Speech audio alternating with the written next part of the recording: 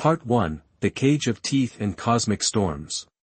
The observation deck of the Malnax warship Harbinger of Submission buzzed with a quiet, predatory energy as Commander Jorvan the Iron-Shelled watched the human step into the confluence chamber, a sterile, high-tech cage where the galaxy's most volatile species were forced to negotiate.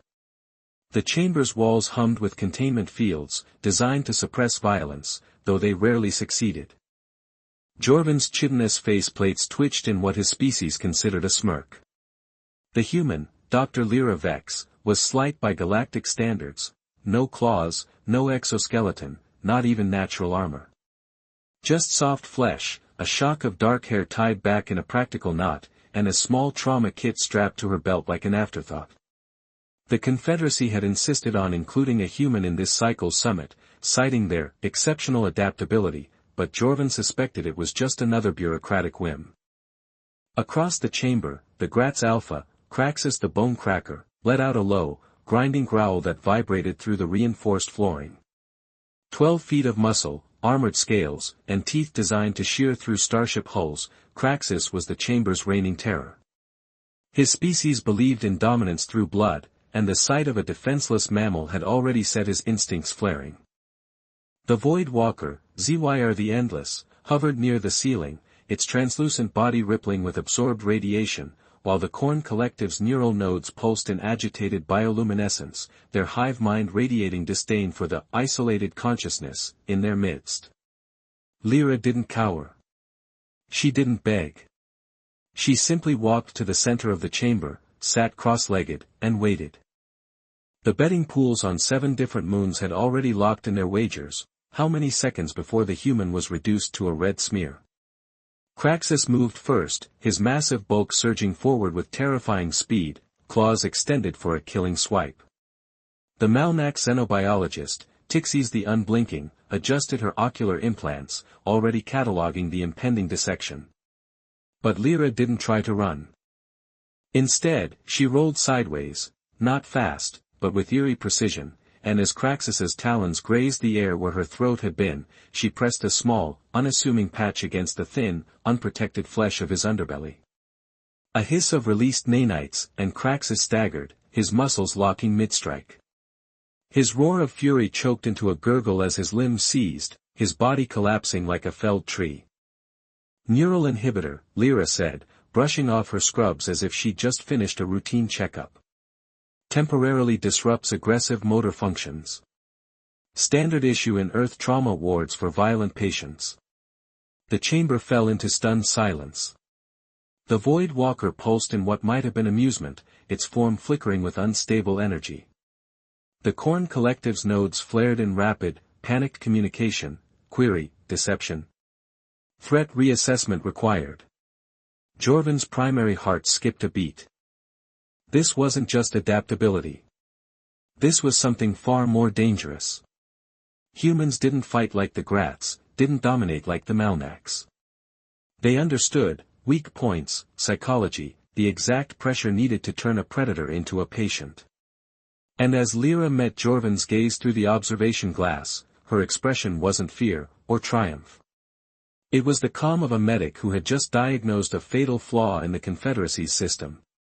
The betting pools were about to lose a lot of money. Part 2, The Void Walker's Betrayal. The confluence chamber had never been silent before. Every previous summit had ended in bloodshed, or at the very least, in the kind of violent posturing that left the walls scorched and the air thick with phenomenal threats. But now, as Craxus the Bone Cracker twitched on the floor, his massive limbs locked in temporary paralysis, the chamber was so quiet that Lyra could hear the faint hum of the containment fields, a sound like distant bees.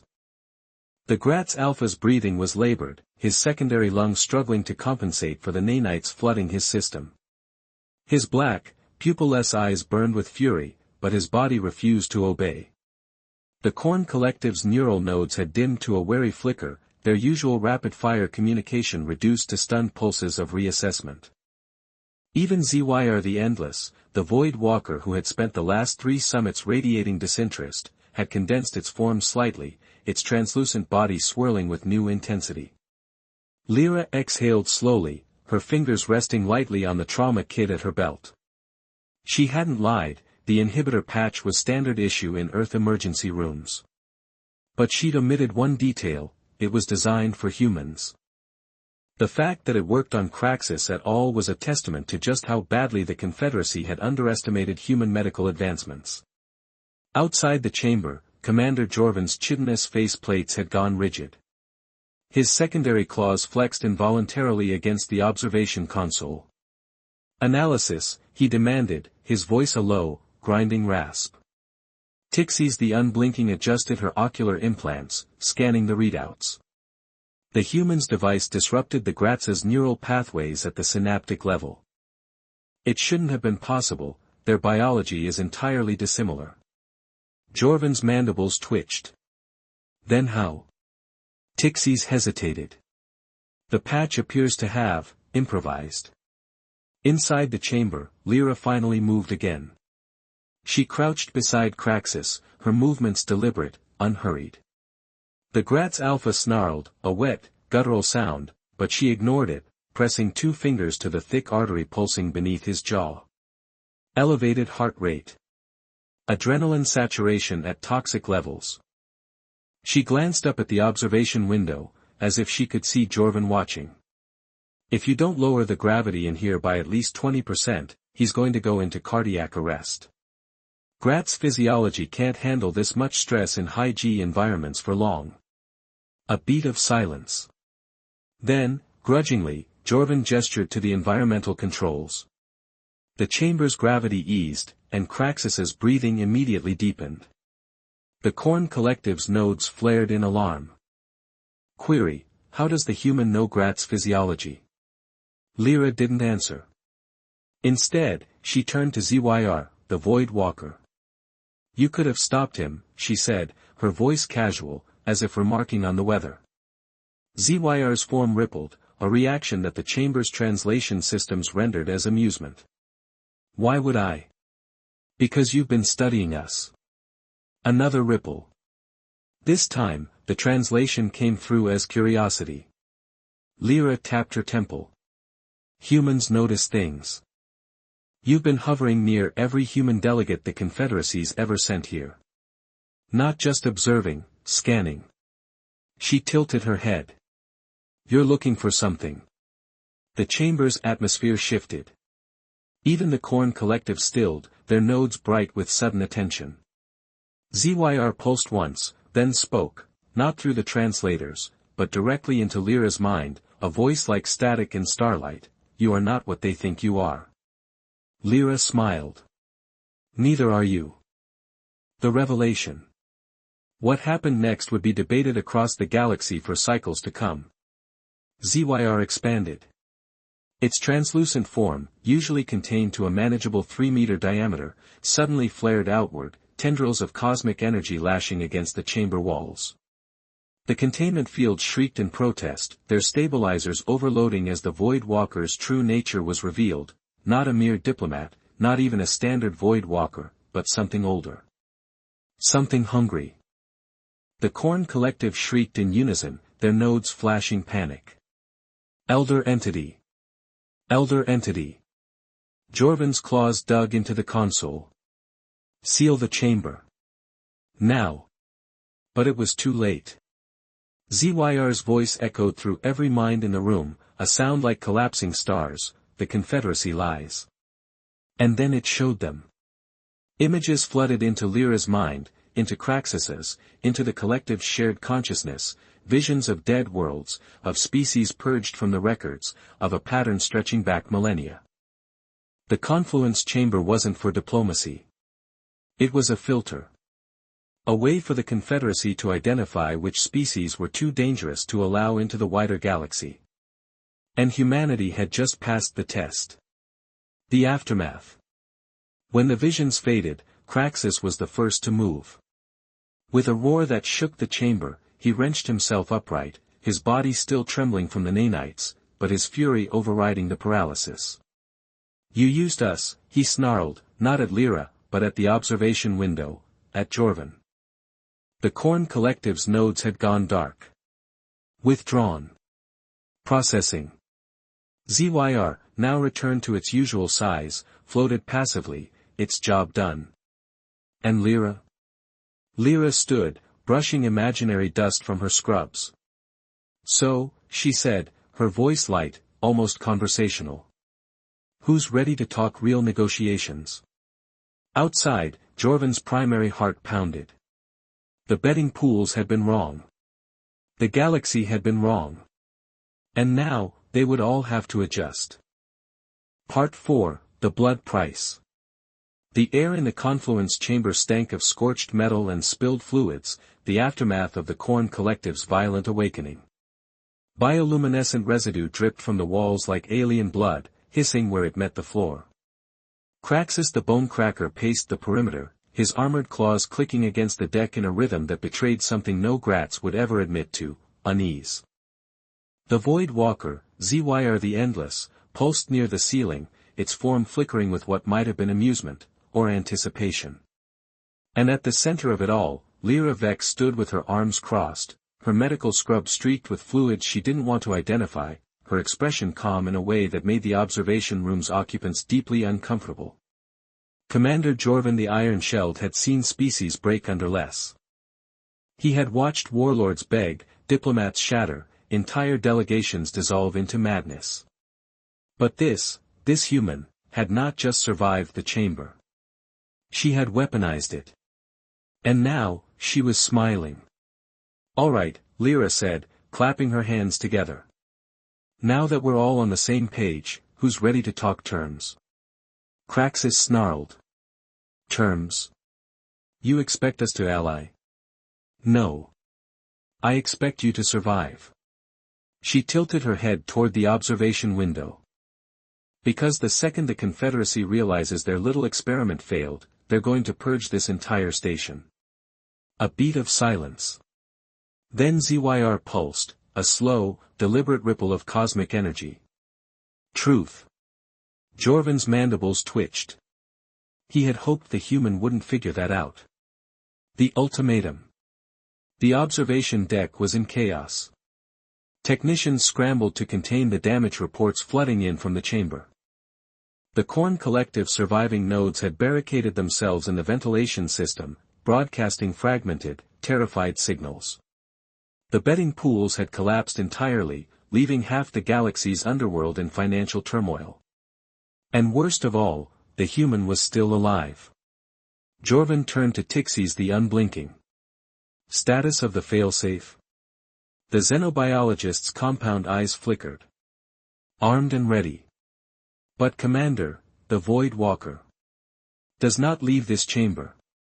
Jorvan's voice was ice. Neither does the human. Tixis hesitated. And the Grats? Jorvan's silence was answer enough. Back in the chamber, Lyra exhaled slowly. She didn't need to see the Malnax's face to know what was coming. The Confederacy didn't tolerate loose ends. Craxus growled. If they purge the station, we die here. Probably, Lyra agreed. Zyr pulsed. Unless. Lyra reached into her trauma kit. Unless we give them a better option. She pulled out a small, unmarked vial.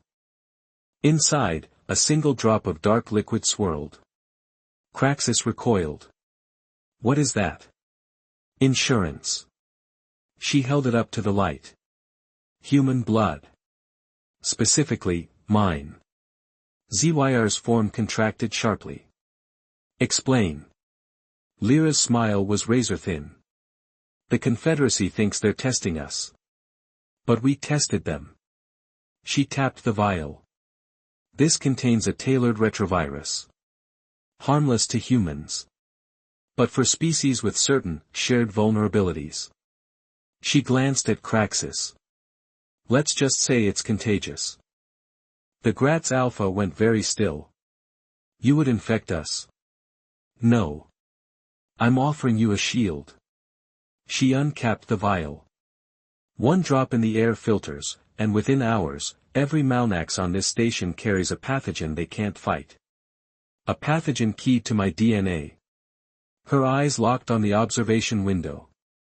Which means if they want the cure, they have to keep me alive. The chamber fell silent.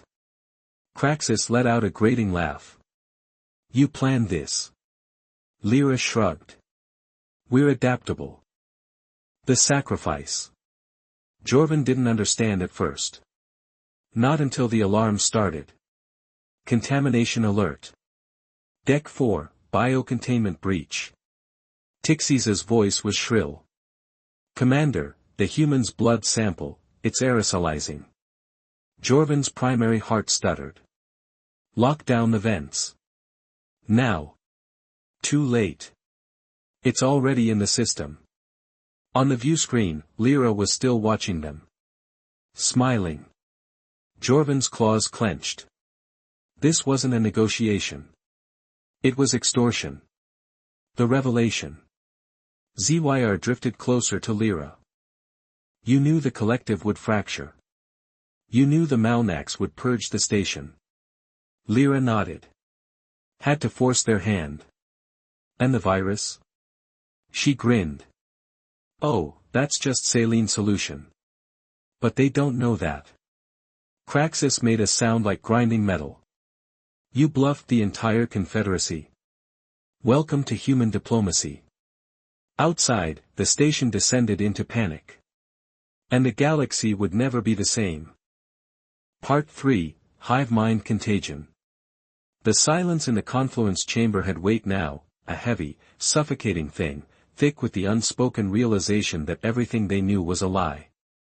Craxus the Bonecracker still trembled, his massive claws flexing in slow, deliberate motions as the last of the neural inhibitors worked their way out of his system.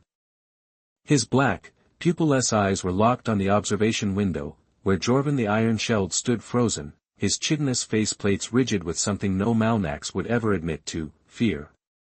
The Korn Collective's neural nodes flickered in erratic bursts, their usual synchronized communication shattered into discordant pulses. Only ZYR the Endless remained unchanged, its translucent form drifting lazily near the ceiling, as if the revelation of the Confederacy's true purpose was nothing more than a passing curiosity. And then there was Lyra. She stood at the center of it all, her arms crossed, her expression unreadable. The trauma kit at her belt looked absurdly small now, a child's toy in a room full of titans. But no one was laughing anymore. Craxus was the first to break the silence. You knew, he growled, the words dripping with venom. Lyra didn't flinch. I suspected. How? She shrugged.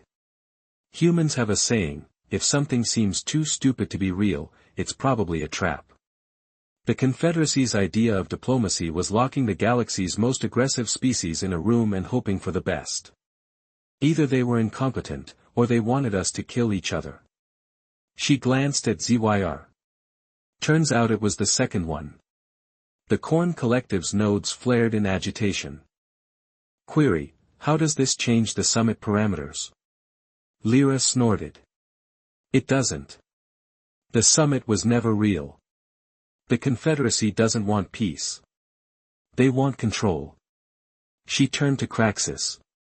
How many Gratz delegates have disappeared after these meetings? The Gratz Alpha's nostrils flared. Many. And how many Void Walkers? She looked at ZYR. ZYR pulsed. None. We are difficult to remove. Exactly. Lyra tapped her temple again. They've been culling the species they can't control. The ones too violent, too unpredictable, or too smart to fall for this. She gestured to the chamber around them. This isn't a negotiation room. It's a testing ground. The collective's nodes dimmed. Query, what is the human's objective? Lyra smiled. Same as yours. Survival. The infection. The Korn Collective had no true leader. Their consciousness was a distributed network, a hive mind that shared thoughts, memories, and instincts across thousands of interconnected nodes. They did not think as individuals, they were the thought. Which was why what happened next should have been impossible. One of the nodes, designated Prime 7 by the Confederacy's scanners, suddenly pulsed with a burst of light far brighter than the others. The surrounding nodes recoiled, their bioluminescence flickering in alarm as Prime 7's usual cool blue shifted to a deep, arterial red. Warning, corruption detected. Lyra frowned. What's happening? ZYR drifted closer, its form rippling with interest. The hive is compromised. Prime 7's light intensified, throbbing like a heartbeat. And then, in a voice that was unmistakably not the collective's, it spoke. We see you. The other nodes shrieked. Containment breach. Quarantine Prime 7. But it was too late. The red light spread like ink in water, infecting node after node. The collective's usual harmonious pulses became a cacophony of panic, their shared mind fracturing under the weight of something foreign. Something human. Lyra's breath caught. Oh. Oh no. Craxus bared his teeth. What did you do? She swallowed. I think they just downloaded my memories. The vision. The Korn Collective had absorbed the minds of countless species before. They understood war, conquest, even madness. But they had never experienced humanity. Prime 7's voice, now layered with Lyra's inflections, echoed through the chamber. You think you know pain? You think you know fear? The node's light flickered, projecting images into the air between them, scenes from Earth. Hospitals overwhelmed by pandemics. Cities burning in wars fought over nothing. The relentless, grinding struggle of a species that refused to die. We survive, Prime 7 hissed. No matter what. The other nodes trembled. This is not possible. Isolated consciousness cannot overwhelm the hive. You're right, Prime 7 agreed. But we're not just isolated. We're adaptable. And then the collective screamed. The infection wasn't just spreading, it was evolving. Lyra's memories were rewriting the hive's neural pathways, turning their unity into chaos. Nodes that had been synchronized for centuries suddenly developed opinions. Arguments. Fear. The Korn Collective was experiencing something they had never known before. Individuality. The fallout. Jorvan watched in horror as the collective's nodes began to fight. Some pulsed frantic orders to sever Prime 7 from the network. Others resisted, their light flaring in defiance. A few simply shut down, overwhelmed. The Confederacy's greatest weapon against rebellion had always been the collective's unity. A hive mind could not betray itself. Until now. Lyra pressed a hand to her forehead. This is bad. Craxus let out a grating laugh. You broke them. ZYR pulsed in amusement. Fascinating. Prime 7's voice cut through the chaos. We see the truth now. The Confederacy fears what it cannot control. The infected nodes pulsed in unison.